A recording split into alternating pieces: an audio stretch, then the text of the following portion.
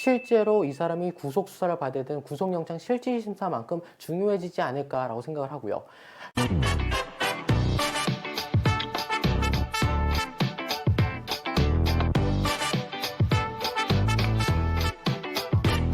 안녕하세요. 법률사무소 김민수 변호사입니다. 오늘은 중대범죄 신상공개에 관한 법률에 대해서 간단하게 한번 이야기를 해보면서 공개고지에 대한 내용도 같이 간단하게 한번 이야기를 해보려고 하고 있습니다. 요즘 들어서 뉴스 많이 보셨죠? 신림동에서 특별한 살인사건이 발생했다든지 아니면은 강남역에서 어떤 납치 사건이 발생했을 경우에는 그 사람들의 신상을 공개하는 공개심의위원회라는 게 열리고 그때 공개가 결정이 되면 포토라인에 서서 그 사람들의 얼굴이 이제 언론사를 통해 대중들에게 공개가 되고 있었던 상황이었습니다. 문제는 이런 중대범죄 신상공개법이 기존에도 있었고 실제로 시행되고 있었던 사실인데 이번에 오늘 이 영상을 찍는 날짜로 1월 25일자로 중대범죄 신상공개법에 관한 시행령이 새롭게 시작되었습니다. 이 새롭게 시작된 시행령에 대해서는 기존에 있던 법령과는 좀 차별화가 됐는데요. 첫 번째는 예전에는 중대범죄와 혹은 성폭력 범죄에 한해서만 신상공개 가능하다라고 되어 있었는데 이번에는 아동 청소년에 대한 성범죄와 마약범죄, 조직범죄, 특수상해 등도 추가가 돼서 그 범죄에 대한 적용이 훨씬 더 늘어난 상황이라고 볼 수 있을 것 같습니다. 또한 두 번째로는 예전은 피의자, 그러니까 수사 단계에서만 공개를 할 수 있었던 것에 반해서 지금은 법원 단계인 피고인에 대해서도 공개를 할 수 있도록 이번에 시행령 자체가 변경되었습니다.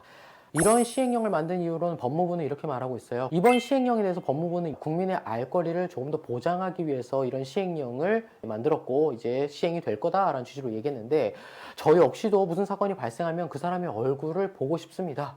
이게 단순한 궁금증일 수도 있고요. 혹은 저런 사람을 내가 길거리에서 만나면 내가 알아봐야 되지 않을까? 내 가족들을 보호하기 위해서라도 우리 집 근처에 저런 사람이 살면 안 되는데 라는 생각을 할 수밖에 없는 건 당연한 거죠. 그런데 반면에 이런 반대의 여론도 있습니다. 우리나라에서 무죄 추정의 원칙을 적용하는 가장 큰 이유는 수사기관에서 아무리 이 사람이 범죄의 혐의가 있다고 하더라도 재판에 확정된 결과가 나오기 전까지는 이 사람을 무죄로 추정을 해야 되고 다른 일신상의 어떠한 불이익도 입지 못하게 하는 것이 가장 중요하다라는 의미로 들어갔었는데 국민의 알 권리를 위해서 정말 무고한 사람을 만들 수 있는 상황이 발생할 수도 있는 법령을 혹은 시행령을 시행하는 게 과연 타당한지에 대한 반대 의견도 만만치 않게 높은 상황입니다. 혹시라도 만약 수사가 미진하게 이루어진 상태에서 국민 여론에 떠밀리듯이 공개를 했다. 만약 그런 상황이 발생했다라고 하면 이 피해는 사실상 온전히 공개된 그 사람에게 다 돌아가게 될 것이고 그렇게 되면 이걸 어떻게 보전해 줄 수 있는 방법이 없기 때문에 이런 비판 역시도 타당하다고 생각됩니다. 따라서 저는 이번 시행령 이후에 공개심의위원회에 새로운 절차들이 도입됐었는데 저는 이번 시행령 이후에 가장 중요한 게 새롭게 만들어진 절차가 있는데 그게 가장 중요하다고 생각됩니다. 이게 뭐냐면 우리가 공개심의위원회를 열 건데 여기서 의견 진술할 기회를 보장하는 것이 사실 이 시행령이 가장 핵심이 되는 부분이라고 생각을 하고 있습니다. 이유가 뭐냐면요.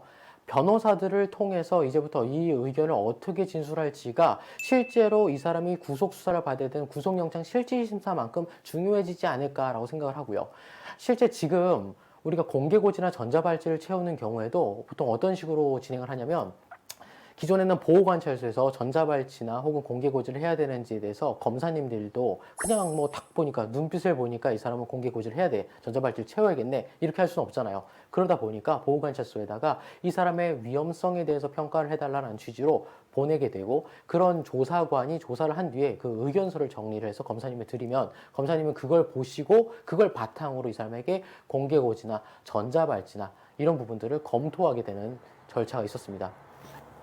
아마도 이번 신상공개에 대한 부분도 이런 부분들이 훨씬 더 적극적으로 활용되지 않을까라고 조심스럽게 생각을 해보고 있습니다.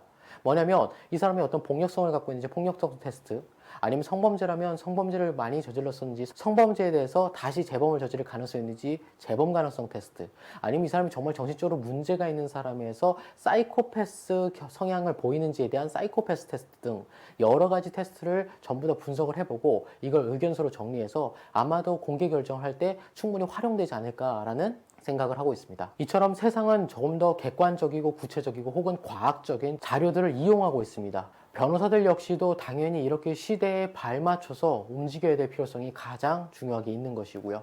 단순히 언론이나 혹은 여론에 호소를 하는 방식이라든지 그냥 단순히 내가 이 사람이 불쌍하지 않느냐는 정상에 치우친 반응을 한다든지 혹은 법리적으로 어떤 증거가 있음에도 불구하고 이런 증거를 어떤 방식으로 단순히 쳐내는 정도에 불과한 변론을 할 것이 아니라 정말 우리도 일단은 의뢰인들의 이익을 위해서 객관적이고 구체적으로 이 사람이 당신들이 주장하는 것과 같이 위험한 사람은 아니다라는 걸 입증할 수 있는 자료들을 만들어서 제출하는 것, 그것이 되게 중요할 것으로 보입니다. 법리사무소 DK의 경우에는 이미도 그런 객관적인 지표와 증거들을 많이 제출을 하고 있었죠. 그러한 점에서 법률사무소 니케라는 이 로펌이 가장 일선에서 이와 같은 자료를 연구하고 활용하고 있다는 점에서 뿌듯함을 느끼고 있습니다. 우리가 많은 경우에 신상공개나 전자발찌에 대해서 두려움을 느끼고 있습니다. 신상공개와 전자발찌에 대한 부분은 사실상 무서운 부분이고 실제로 이제는 경찰이나 수사 단계에서부터 대중들에게 언론에 자신의 얼굴을 알리는 것 자체도 엄청나게 위험하거나 무서운 일이 될 수밖에 없겠죠. 어떻게 보면 구속영장 실질심사보다 훨씬 더 무서운 일이 될 것입니다. 정말 극악한 범죄를 저지른 경우에는 국민들이 알 걸 위해서 공개를 하는 것이 당연하다 할 것이지만 정말 억울한 부분이 있다든지 혹은 내가 다퉈야 될 부분이 있다고 했을 경우에는 적극적으로 그에 반하는 주장을 해야 될 필요성도 있을 것입니다. 성범죄나 아동청소년 성범죄 같은 경우는 사실상 원래부터 신상공개에 대해서 청구전 조사를 많이 하기도 했었고요. 그 다음에 공개 구역 역시도 법원 단계에서 거의 필수적으로 좀 이루어지고 있는 상황이라 할 것입니다. 이걸 어떻게 방어하느냐는 아까 말씀드린 바와 같이 객관적이고 정확한 지표 등을 활용해서 반박을 하거나 반론하는 것이 가장 중요하다 할 것입니다. 그냥 단순히 인정의 호소에서는 될 문제가 아니라 할 것이죠. 저희가 진짜 양형자료라는 영상을 만들어서 많은 분들이 보고 계시는데 이런 부분 역시도 아마 비슷한 내용이라 생각하시면 될 것 같습니다. 오늘은 중대범죄 신상공개에 관한 시행령이 이제 새롭게 개정이 되고 시행이 되었기 때문에 이에 대해서 기존의 내용과 함께 좀 섞어서 한번 설명드리는 시간을 가져보았습니다. 네, 오늘도 긴 영상 시청해주셔서 감사합니다.